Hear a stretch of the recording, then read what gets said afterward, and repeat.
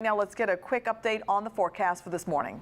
Thanks, Beth. Good morning. 5:01 and rain is appearing on Storm Tracker 13. It's relatively light to moderate and it's moving along pretty quickly. We had some thunderstorms in the past couple hours. They have since weakened, and even with the lightning counter called up here, we're not seeing any lightning in this perspective. But it is raining pretty steadily in northern Brevard County from Merritt Island and Cape Canaveral over towards Cocoa. And then as we pan down towards Holopaw and Kenansville, a pretty good shower there. If I zoom out, we can track where this one is going to be headed as they move to the northeast. They're moving at a pretty fast rate. It should be at Melbourne Beach within about 40 minutes. Winds are going to be gusty today. Quick look at those temperatures. We're in the 60s near 70 right now, but we will get into some changes as cooler weather follows this front. So a lot to talk about with your weather on the ones today. I'll be back at 5:11. Ryan Harper is going to be watching the roads for us this morning. And Ryan, I think we're going to be dealing with slick conditions and with those winds. Now, stand up and cheer for meteorologist Maureen McCann,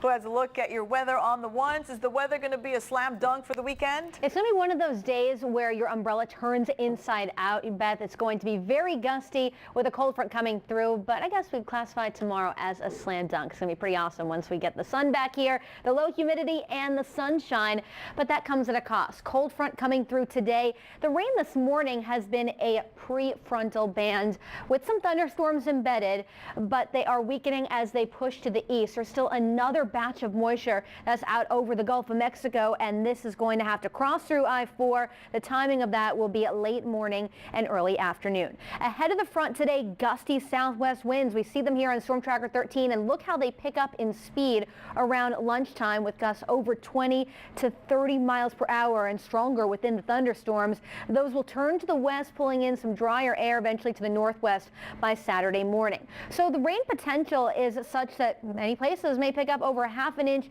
to an inch of rain. Before lunch, it would be to the north of I-4, to the south of I-4. That's where the heavy rain will be during the afternoon and early evening hours, likely impacting the evening commute. Today's forecast involves temperatures in the upper 70s to near 80 degrees, so it's not going to be as warm as recent days. We got to 88 in Orlando yesterday. We'll have more cloud cover today, but readings may start to fall. Ocala and Leesburg as that cooler air arrives, and you'll also encounter some rain-cooled air within the thunderstorms. Tonight, 40s return for lows in Leesburg, in Sanford, and Ocala, with gradually clearing skies, wind beginning to diminish, but still classified as breezy, and we could say that for Saturday too. But look at these high temperatures in the upper 60s to near 70, clouds early, giving way to sunshine. So not the greatest beach day today. We'll have those gusty southwesterly winds. Rip current threat remains moderate, and it's going to stay that way through the weekend. So we'll get back to sun. You'll have better beach weather in the next couple of days. And look at your tide times are as follows if you are going to venture out to Daytona Beach or Cocoa Beach. See you again at 21 past. Right now, a live look at Storm Tracker 13.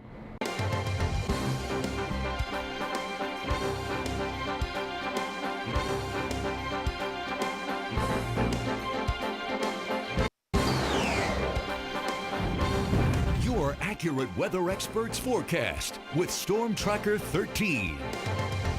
It's a rainy end to the work week, a rainy Friday morning, so you may want to leave a little bit of extra time to deal with slick roadways and have some indoor plans lined up today, because we're going to see additional rain moving through. This is earlier out at the Kennedy Space Center. You can see the VAB in the background. A soggy morning as we await a cold front to come through. Now, we're still positioned out ahead of it. The temperatures are quite mild this morning, but they will be falling when the front actually passes. In fact, when we look at our 24-hour temperature change map, we're even a little bit warmer than yesterday morning, but the colors do change into the blue shading over the deep south and the Tennessee Valley.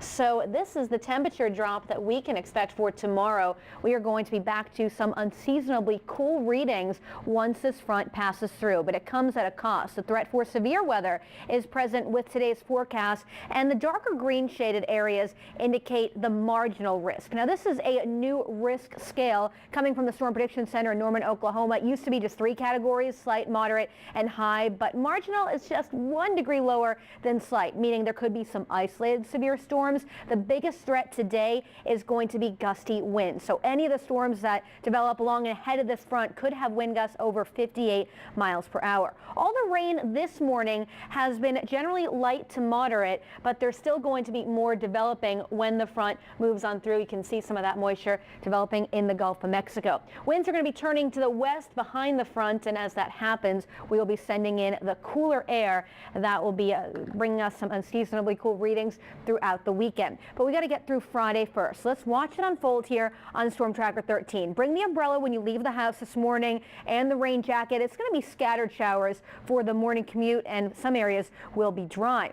But by lunchtime, showers grow in coverage as the actual front makes its way through. Now, the models indicate some of the heaviest activity could be where we get a little bit of sun. If we get any warming, that would destabilize the atmosphere. And after about 1, 2 o'clock in the afternoon, the focus would shift south of I-4. Some lingering showers through the evening commute, but this is mainly going to be something that impacts us for the late morning and early to mid-afternoon hours. Showers move out tonight, and then we clear out for the weekend. So in summary, numerous showers and storms, gusty winds. Some of the storms could be locally strong to severe, so you will want to keep it to News 13. We will have live coverage as those storms develop as we watch them on Storm Tracker 13. 79 degrees for today. Maybe feeling a little bit warmer with that comfort zone index because of the humidity out ahead of the front. Here's your pollen forecast brought to you by Trial Pro, the Trial Professionals, and medium to high levels expected the next 3 days. Hopefully some of this rain will wash away some of the airborne pollen. So it's a high rain threat today, but look at the weekend. 70s for highs, 50s for lows. Rain stays out of the forecast at least till the middle of next week. More in less than 10 minutes. Right now, a live look at Storm Tracker 13.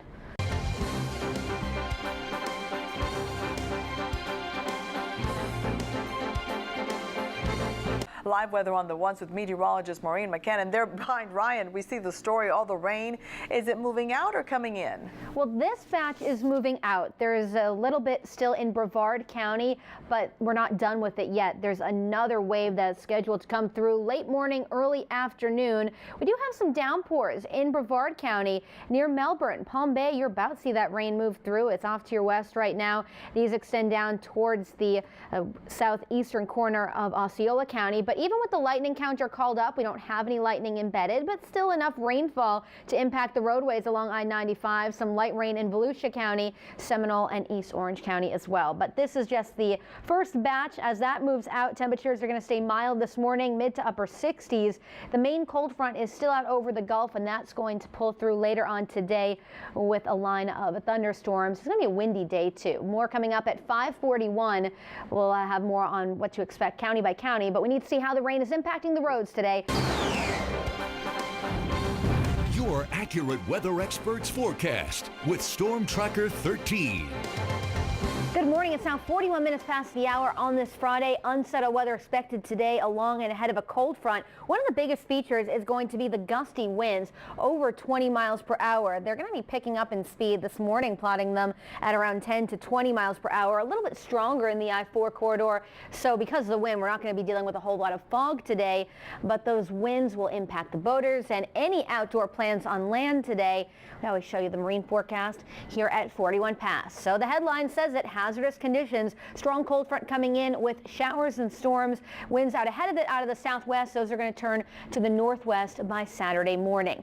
Temperatures will be relatively mild out ahead of the system in the upper 70s to near 80 degrees. Plan on a lot of cloud cover for Flagler and Volusia counties with rain likely before lunchtime and some of those downpours expected within the thunderstorms along with gusty winds. Now Brevard County, the front will get to you last. Likely after lunch, you'll see some of the stronger activity rolling through with winds before that happens out of the west-southwest around 15 to 25 miles per hour. Now temperatures should manage to get into the lower 80s for Melbourne and Mico, upper 70s for places like Titusville and Cocoa. Lower 80s also in Osceola County with the front moving in from northwest to southeast. The system will get to places like Kenansville and Holapa a little bit later. So plan on these showers and thunderstorms also the late morning, early afternoon time frame. Seminole County, it'll be scattered showers first and then a line of thunderstorms around lunchtime with temperatures in the upper 70s to near 80 degrees. Marion, Lake, and Sumter counties had some rain overnight. You'll also see the rain come in a little bit earlier and temperatures won't have as much time to warm up, upper 70s, then falling in the afternoon once the winds change direction. For Orange County today, keep the umbrellas close by. Plan on those gusty winds. Temperatures around 80 degrees. The front coming through, clearing the area by the evening commute, and then the weekend looks a lot nicer. And I'll be talking about that at 51 past. Right now, a live look at Storm Tracker 13.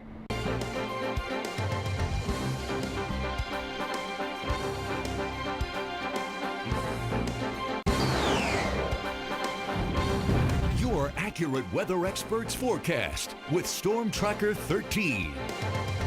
Welcome back to your Weather on the Ones. It's now 51 past the hour on what is supposed to be a pretty active weather day across central Florida. So even though we're starting out with some light scattered showers, things will turn stormy as a cold front approaches. And this is kind of round two because yesterday we had thunderstorms move on through the I-4 corridor. Barbara was out at New Smyrna Beach, saw those towering cumulonimbus clouds and got a picture, uploaded it on our website, News 13 Plus. Also, you can tweet your pictures to us at MyNews13 Weather. We'd love to see them. But the app is going to be essential today. If you don't have it downloaded yet, you can go to mynews13.com/app center. You can get your pictures to us directly from the app, but you also can track the storms with Storm Tracker 13 as they develop. And of course, we will be watching them at News 13 with live weather as these thunderstorms develop. Now, looking back on yesterday, there were a few storm reports coming in of gusty winds in Sanford, where there was a wind gust of about 43 knots, so a little bit over 45 miles per hour, and also a wind gust that was pretty gusty out in Melbourne. So this is the type of weather we could be looking at today. In fact, stronger wind gusts